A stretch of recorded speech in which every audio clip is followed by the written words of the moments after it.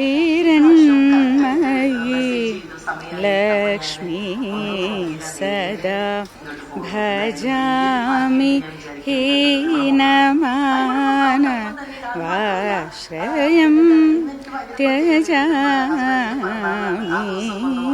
हिरण्मयी लक्ष्मी സദാ ഭജാമി. എല്ലാ തവണയും കഴിയുന്നത് വിടാനായിട്ട് ശ്രമിക്കാറുണ്ട്. പിന്നെ ഇടയ്ക്ക് 1-2 പ്രാവശ്യം എനിക്ക് ഒന്ന് ട്രെയിനിങ്ങിൻ്റെ ഒക്കെ ഭാഗമായിട്ട് മസൂരിയിലൊക്കെ ഉണ്ടായിരുന്ന സമയത്ത് ചിലപ്പോൾ ഇട്ട് കാണത്തില്ലായിരിക്കും. പക്ഷെ അങ്ങനെ ഒരു എണ്ണം വെച്ചിട്ടില്ല. അതെ അതെ കുട്ടിക്കാലത്ത് അമ്മയ്ക്കൊപ്പം പൊങ്കാല ഇട്ട് തുടങ്ങിയതാണ്. അപ്പോൾ അമ്മയും എല്ലാ വർഷവും ഇടാറുണ്ട്. ഞങ്ങളിവിടെ ഉണ്ടെങ്കിലും ഇല്ലെങ്കിലും ഒക്കെ വീട്ടിൽ പൊങ്കാല ഉണ്ടായിരിക്കും. അപ്പോൾ അത് സകുടുംബം ഒറ്റ പൊങ്കാല എന്നുള്ള രീതിയിലാണ് ചെറുപ്പം മുതലേ ഇട്ട് തുടങ്ങിയിരിക്കുന്നത്. അപ്പോൾ ഇപ്പോഴും അങ്ങനെ തന്നെയാണ്. പൊങ്കാല എന്നുള്ളത് ഒരു ക്ഷേത്രത്തിൻ്റെ ഉത്സവം മാത്രമല്ലാതെ ഒരു നാടിൻ്റെ ഉത്സവമായിട്ട് ഇപ്പം മാറിയിട്ടുണ്ട്. യഥാർത്ഥത്തിൽ അതിൻ്റെ അത്രമാത്രം വിപുലമായിട്ടുള്ള ഒരു ആഘോഷമായി ഒരു പ്രാർത്ഥനയായി അത് മാറി എന്നുള്ളത് തന്നെയാണ് ഏറ്റവും വലിയൊരു സവിശേഷത. അപ്പോൾ അതിൻ്റെ ഒരു കരുത്തും ഊർജ്ജവും ഒക്കെ അതിൽ പങ്കെടുക്കുന്ന ഓരോ വ്യക്തിക്കും അത് ലഭിക്കുന്നുമുണ്ട്.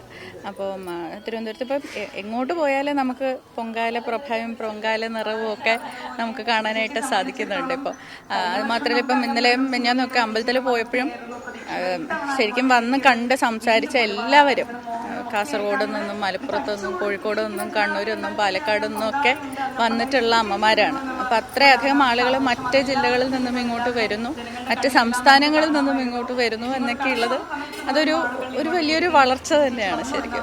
പൊങ്കാല പെരുമ എന്ന് പറയുന്നത് അതിൻ്റെ ഒരുമ തന്നെയാണ്.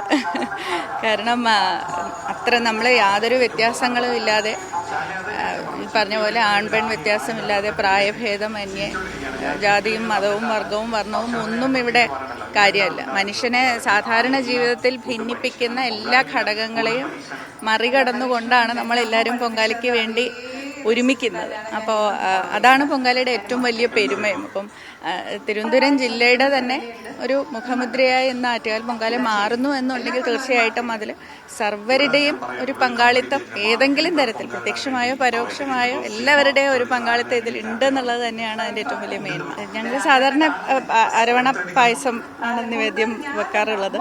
അപ്പോൾ അതുതന്നെയാണ് ഇപ്രാവശ്യവും നിവേദ്യം. പിന്നെ തെരളിയും ഉണ്ടായിരിക്കും.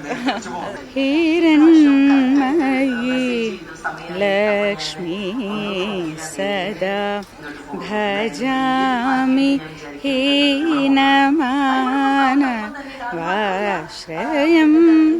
ത്യജാമി ഹിരണ്മയീ ലക്ഷ്മീ സദാ ഭജാമി.